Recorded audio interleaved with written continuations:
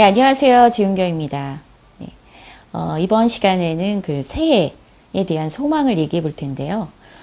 올 한 해는 정말 저축의 해가 되었으면 좋겠습니다. 외환위기 전까지 우리나라 사람들은 소득이 발생하면 가장 먼저 미래 재무 계획을 짜고 그에 맞춰 저축을 선행했습니다. 이러한 자금 운용 방식은 외환위기가 발생하면서 소득이 감소했음에도 20%가 넘는 저축률을 유지하는 것으로 나타났죠. 위기의식이 있었기 때문에 오히려 저축에 더욱 집중했을지도 모르지만 저축 강국이다라고 불릴 만큼 개인들의 재무관리는 미래지향적이었던 셈입니다. 이렇게 높은 저축률은 실제로 외환위기를 극복하는 데 상당히 큰 원동력이 되었음이 분명합니다. 그런데 지난해 우리나라의 저축률은 OECD 가입국 가운데 최하위로 추락했습니다. 저축률이 떨어진 요인에는 여러 가지가 있겠지만 한때 마이너스 저축률까지 기록했던 미국과 비교했을 때 몇 가지 공통점이 있습니다. 가장 큰 요인은 저금리 기조가 장기화되면서 저축의 동기가 크게 저하되었음을 꼽을 수 있습니다. 그러나 그보다 저축률 하락에 더 크게 영향을 미친 것은 바로 부동산 버블로 인해 자산 가치 상승이 저축 자산 증가보다 빠르게 이루어지면서 저축하는 것은 손해보는 것이다, 이런 인식이 자리 잡았기 때문입니다.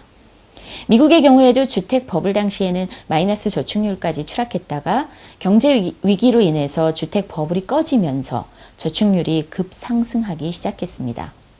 주택 버블은 자산 가치의 상승이라는 착시 현상을 만들어내면서 소비가 늘어나는 일종의 자산 효과까지 일으킵니다. 당장 손해진 돈이 아님에도 불구하고 돈 벌었다는 착각을 하면서 소비를 늘리고 심지어 빚이 늘어나는 것에 대한 위기의식마저 반감시켜버립니다. 상담 중에는 빚 없이 집을 샀다가 집값이 크게 상승하면서 소비를 늘려 그 소비를 감당하느라 담보대출을 일으킨 사례도 자주 접합니다. 한마디로 집을 사기 위해 빚을 일으킨 것이 아니라 소비를 하느라 집을 담보로 빚을 낸 것입니다. 결과적으로 주택가격의 비정상적인 과열 현상으로 인해서 우리나라 가계에는 부채는 크게 늘어나고 저축은 하지 않는 상태에 이르렀다, 이렇게 볼 수 있습니다.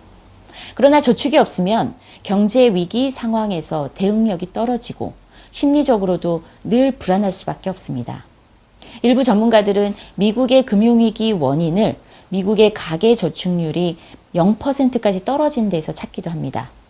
또한 최근 미국 내 저축률 상승을 과소소비 현상으로 경기 회복에 발목을 잡는다, 이렇게 비관하는 목소리도 있지만 반대로 저축률 상승이 미래 소비 여력을 건전하게 만들면서 경기 회복에 더욱 긍정적일 수 있다, 이렇게 평가하기도 합니다.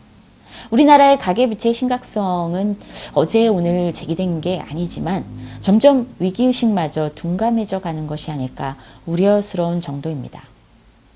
담보대출을 이미 한도까지 끌어쓰고 있던 가정에서 마이너스 통장을 새로 발급받거나 카드 대출까지 일으키는 현상을 보이기 때문입니다. 실제 지난해 한 해만 해도 카드 대출이 크게 상승했다고 합니다. 부채의 규모가 증가하는 것은 둘째치고 부채의 질도 나빠지고 있는 겁니다. 저축 여력은 더욱 하락하고 있는 셈이죠. 이제 가계가 저축을 하기 위해서는 상당한 긴축 재정이 필요한 시점까지 되어버렸습니다. 그럼에도 불구하고 저축을 늘리지 않으면 가계부채는 더욱 늘어날 수밖에 없습니다. 가계부채가 질적 악화가 진행되고 있는 상황에서 저축이 없어서 부채를 더욱 늘릴 수밖에 없는 상황이라면 그것은 최악의 상황이 아닐 수 없습니다. 당장 소비가 줄어 경기에 발목을 잡는 한이 있더라도 국민적인 저축운동마저 필요한 시점이 아닐까 싶습니다. 오늘은 여기까지 하겠습니다. 고맙습니다.